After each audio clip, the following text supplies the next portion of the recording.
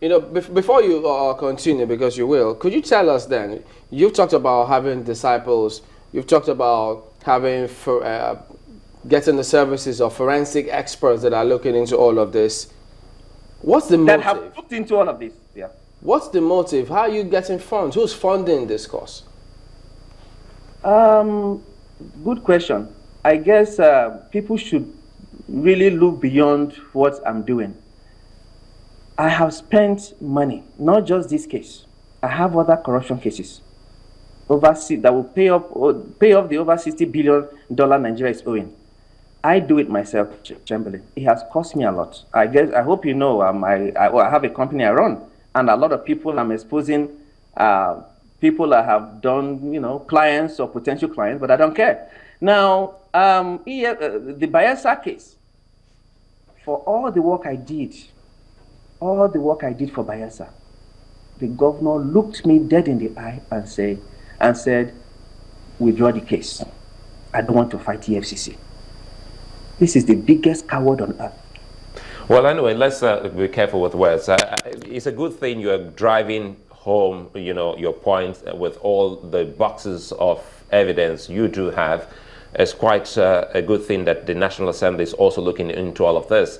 We decided to ask you to clear the air because a lot of questions about your true identity was coming to the fore. That was why we asked if you were the same person. But again, if you look at it, because if you look at it critically, listen to me about my identity. No, we're done with that. I just wanted a moment, Mr. Uboh, a moment. Assume my mother's mother is a prisoner.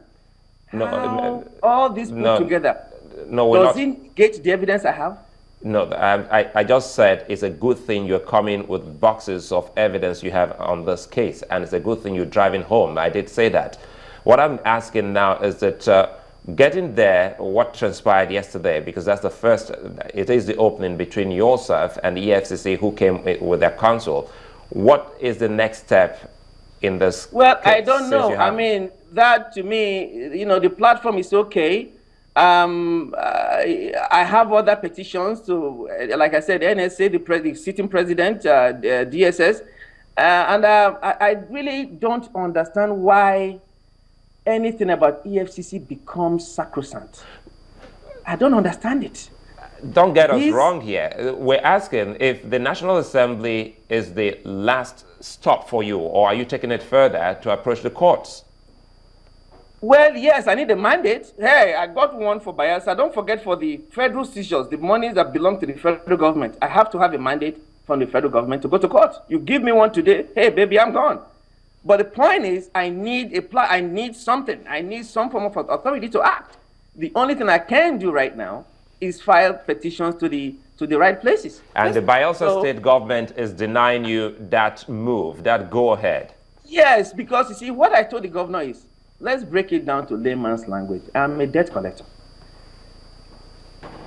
In any society, when a debtor refuses to pay, you go to court. So going to court, I didn't see anything wrong with it. Am I going to take a gun and go to EFCC to get the money? So, you know, my own client became hostile.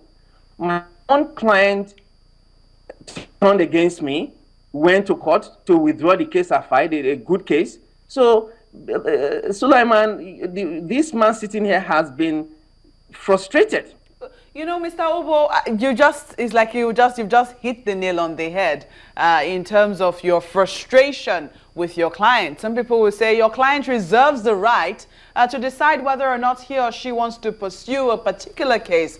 How can you be crying louder than the bereaved? Well, okay, fine. Fine, okay, I've forgotten that. But that does not erode the criminal acts, the fraud committed by EFCC, and that is what I'm trying to get out there. Okay, that is one. So you've done that with your approach to the Senate, and quite a number of people, you know, can read whatever it is that they choose to read into it. My colleague did ask you about your motive, but then, you know, the critical question will be, why the EFCC? What's your interest with the EFCC? No. The reason I chose, I have so many corruption cases, but for instance, give us other instances of corruption cases that you have. I was getting to that when I was cut off. I said that there was a blessing that came out of when I went to court, when Bayelsa sought discontinuance of the case and I went to court, and somebody in that courtroom said, look, we don't have many Nigerians like you fighting corruption. This same courtroom, there is corruption going on here. That some Nigerians approached the court, sued Nigeria for $3.1 billion. Adoke did not defend. Okonjo-Iweala did not defend. They have issued a judgment against Nigeria. About a few months ago, you read, I blew the whistle because I had dragged CBN into the matter as Ganishinisi to pay the money. So are you saying that right now what you're doing is, you're taking on the job of whistleblowing on full time? Is that what you're doing? Yes, because I am frustrated. I'm sick and tired of watching our resources go to drain. You have a few people in Nigeria that sit down, decide, okay, sue the government, collect $3 billion. You have the agencies saddled with the responsibility to fight crime that is actually siphoning. Look, can you hear me? I would have thought, because I was just thinking about your case. And one thing that strikes me immediately is the fact that, for over the years, we've never quite asked where the proceeds of corruption, money is retrieved from, alleged corrupt cases or from convicted corrupt cases. We've never asked where that money goes. And we've never asked if there's a special account. We don't know if it goes back to the federation account. If it goes back to the states, we don't know how. And I thought, just a moment, Mr. Uboh, I thought that was what informed your quest into, what was going on in the EFCC. But it would seem that was not the case. You had a totally different idea when you decided to launch your investigation into the affairs of the EFCC. Is that right? In life, you never know what your calling is going to become at any given time. When I gathered the evidence, I got this awakening that I really need to do something, because I don't see any Nigerian that is ready, willing, and able to even talk about any corruption in this country. And all the corruption cases I have, EFCC to me is an organization that needs to be looked into, because over the years, EFCC has corrupted, intimidated a lot of big people in Nigeria. And I want to demystify that EFCC. After that, I will look into, like I said, I have other cases. The Adoke case, I have 5 different corruption cases regarding Adoke, the former president, all of them. I'm ready to do this. So I don't know how to answer your question. It's something that I want to do. And anybody that knows me knows that when I decide to do something, I go the whole hog. All right, George. I am a full-time whistleblower. I have a lot of cases, but I'm using EFCC because EFCC is on top of it. All right, let's get a response is then. The paramount case I have. Well, George, these allegations you brought in, no doubt huge, and many are wondering, well, if true, did you approach the courts about this? And first and foremost, let's get this out of the way. Are you being investigated by the EFCC?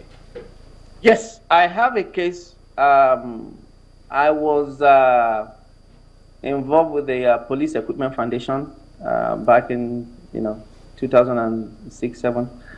I had a fallout with Kenny Martins, and back then Kenny was writing that George Uboh and the former IG, the IG then, wanted him dead and all that, and he wrote a petition that the vehicles he gave me, the money I expended, Kenny owed me money. So the vehicles he gave me, because he was arrested, now filed a petition that I converted the vehicles for my personal use and all that. So that is what the case is.